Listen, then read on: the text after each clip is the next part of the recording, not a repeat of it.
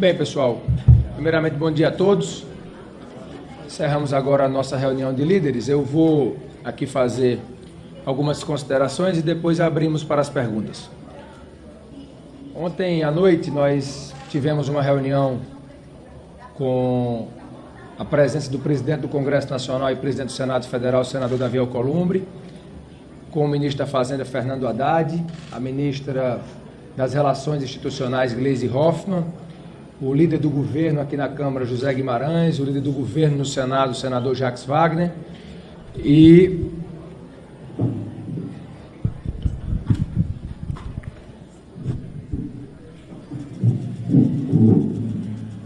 também com o líder do governo no Congresso Nacional, o senador Randolfo Rodrigues. Na pauta estava a recente decisão do governo de elevar o imposto sobre as operações financeiras, o nosso famoso IOF.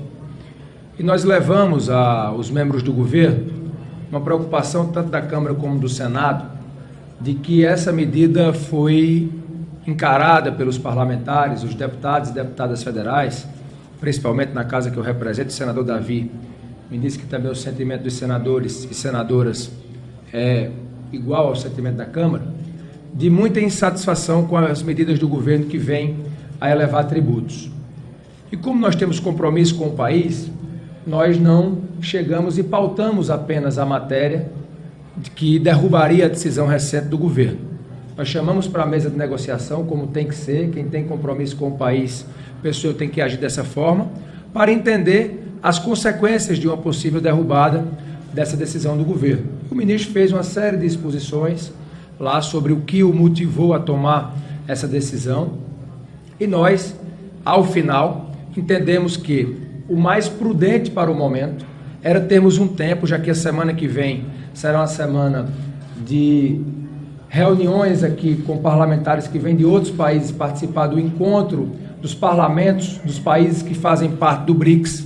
Nós não vamos ter as sessões normais na semana que vem, na Câmara apenas na segunda-feira, com pauta que nós acabamos de definir, e esse período de mais ou menos 10 dias foi o período que tanto o presidente da Câmara como o presidente do Senado entenderam ser razoável para que o governo possa trazer uma alternativa a essa decisão de mudar, de elevar, melhor dizendo, o IOF.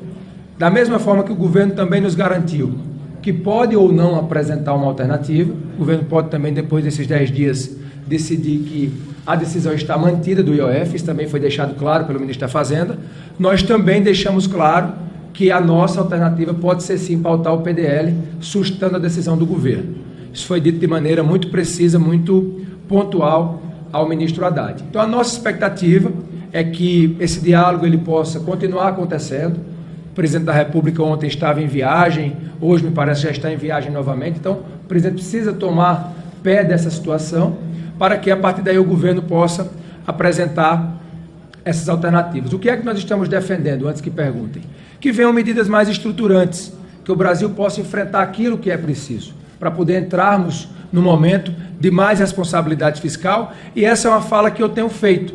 Nós temos defendido rever a questão das isenções fiscais, que o Brasil não aguenta a quantidade de isenções que hoje o nosso país tem.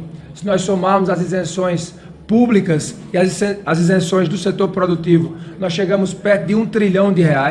Nós precisamos discutir a vinculação das nossas receitas, nós precisamos discutir uma reforma administrativa que traga mais eficiência para a máquina pública, porque só isso irá ajudar a melhorar o ambiente econômico para que o Brasil possa ter cada vez mais a condição de explorar o seu potencial e ser um país que cresce, que se desenvolve, com justiça social, com geração de emprego, com geração de renda.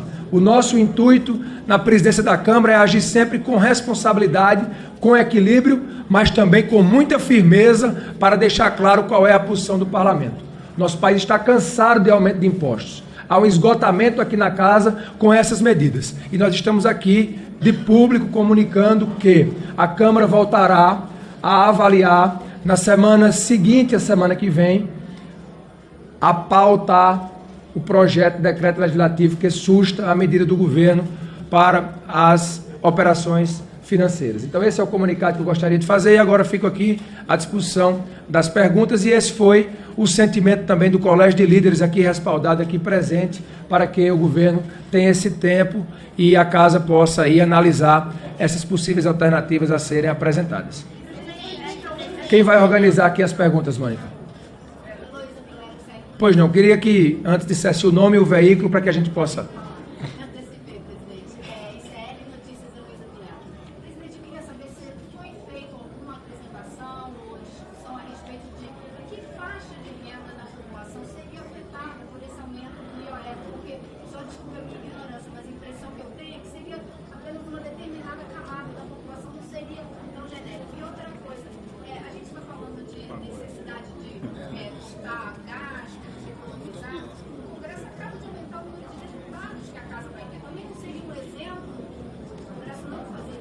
É importante dizer que nós, na reunião de ontem, não esmiuçamos a medida como um todo.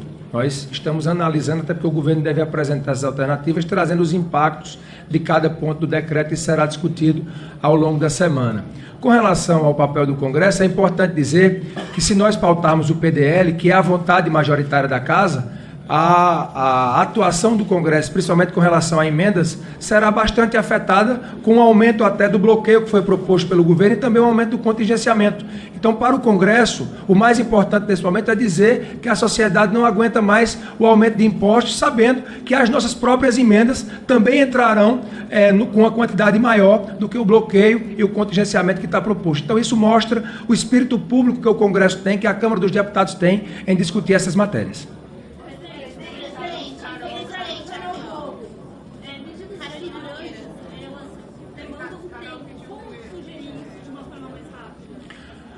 Olha, eu penso que quando nós temos um momento como esse, eu procuro sempre olhar de forma positiva as crises que enfrentamos, é quando, na verdade, as alternativas surgem para enfrentarmos os maiores e graves problemas que o nosso país tem. Nós entendemos que a solução que precisa ser dada tem que levar em consideração o restante do ano de 2025 e o ano de 2026, Existem medidas que, para serem tomadas, levam algum tempo, tipo noventena, medidas que têm que cumprir o prazo da anualidade. Tudo isso está sendo observado para que, dentre essas alternativas, possamos ter aí as possíveis saídas para resolver o problema fiscal.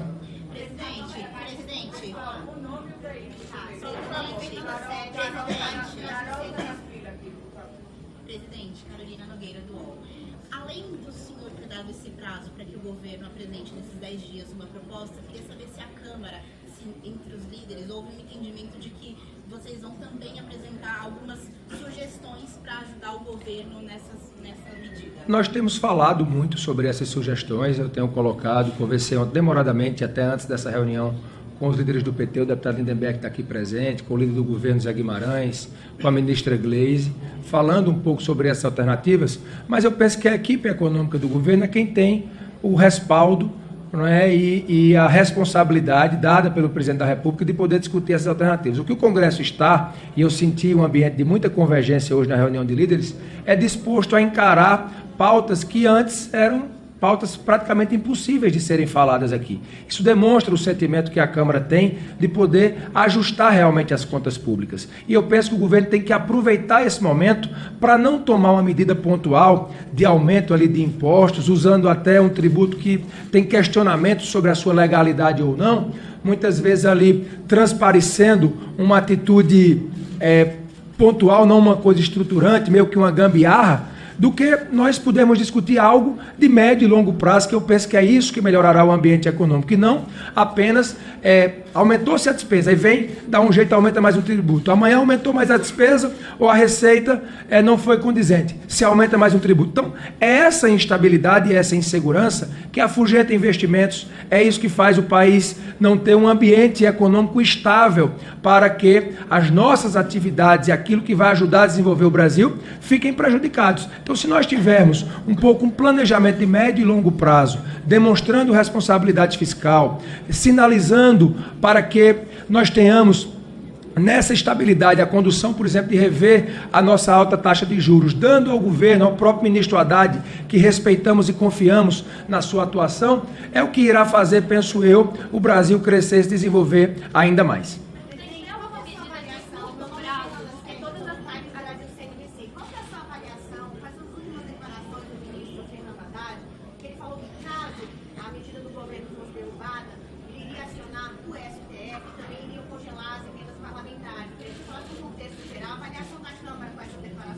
nossa avaliação, primeiro dizer que a relação da Câmara com o ministro Haddad é de extremo respeito e confiança. Importante dizer que esta casa aqui não faltou em nenhum momento as medidas que foram enviadas pelo Ministério da Fazenda e pelo governo e foram aqui aprovadas, tanto aqui como no Senado Federal, e isso foi dito ontem ao ministro Haddad, renovando assim a nossa relação de muito espírito público nessas tratativas. Então, essa posição nossa com relação ao IOF é porque nós temos um ambiente que há 2 anos e 5 meses, todas as medidas que aqui chegaram visaram o aumento da arrecadação.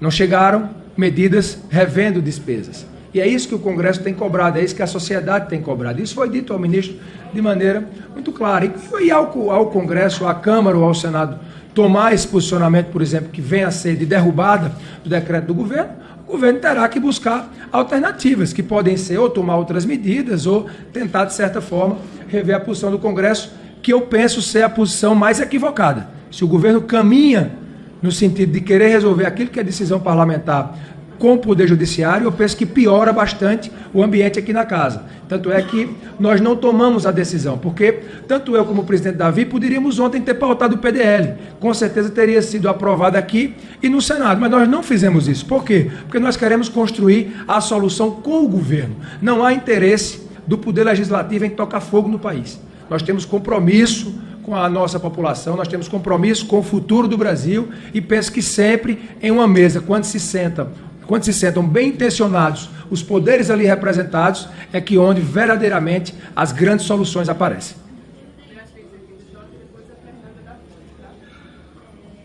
a todas essas medidas, a reforma administrativa, a revisão de gastos tributários, possível desvinculação dos PIS, tudo isso é a longo prazo, mas existe uma necessidade de subir para esse ano ainda. Alguma sugestão da Câmara, vocês conversaram em alguma coisa sobre o curto prazo, sobre o que pode ser feito para essa quantidade que precisa ser preenchida? Essa solução tem que ser apresentada pelo governo. Mas eu penso que nós não precisamos padronizar 25 e 26. Talvez tenha uma solução para 25, tenha uma solução mais estruturante para 26.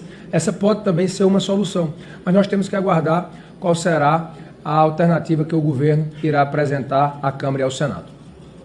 Presidente, o senhor citou o corte de benefícios fiscais.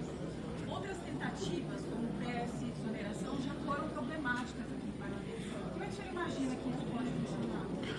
Olha, eu imagino que com a convergência que nós encontramos hoje no Colégio de Líderes, e espero que seja a vontade majoritária da Casa, todos entendem que essa política de isenção fiscal que foi estabelecida no país de muito tempo, não é um problema desse governo ou do governo passado, é um problema que vem de outros governos, está no limite daquilo que o país suporta. E quando esse limite é atingido, nós temos que rever o que foi feito. É isso que eu penso que a Câmara, o Congresso, poderá dar de contribuição, não ao governo do presidente Lula, mas ao país. Por quê? Porque a situação está se tornando ingovernável. Quem quer que venha a ser o presidente da República no outro mandato, com certeza encontrará um país com um orçamento cada vez mais engessado, com menos discricionalidade. E cada vez mais nós vamos empurrando para frente essa decisão. Talvez tenha chegado a hora de enfrentar esse problema, de colocar o dedo na ferida e rever e ajustar aquilo que não está correto. É isso que nós estamos nos dispondo a fazer, sabendo até que muitas das vezes são medidas antipáticas que precisarão ser tomadas perante a sociedade. Mas é muito melhor um remédio amargo que resolva o problema do que termos aí o nosso paciente claudicando, vindo até a ter chances de falecer, falando e fazendo aqui uma metáfora sobre a situação do nosso país. Para encerrar, Marina.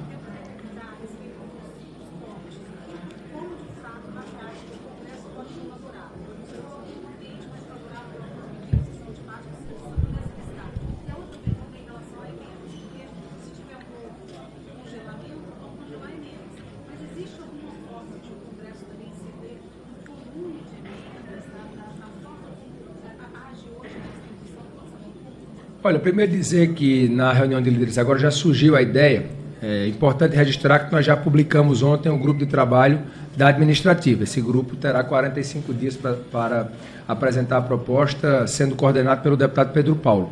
Agora, na reunião de líderes, sob sugestão do ex-presidente Arlindo Chinari e do deputado Cláudio Cajado, surgiu ali o pedido para a criação de um grupo de trabalho para rever essa questão das isenções fiscais. Nós vamos voltar a avaliar isso na semana seguinte, dependendo da alternativa que o governo apresente nessa situação do IOF. Então isso demonstra o espírito público do Congresso de enfrentar temas que antes eram proibitivos aqui nessa casa. Por quê? Porque há uma consciência de que o nosso orçamento ele não sobreviverá da forma que está.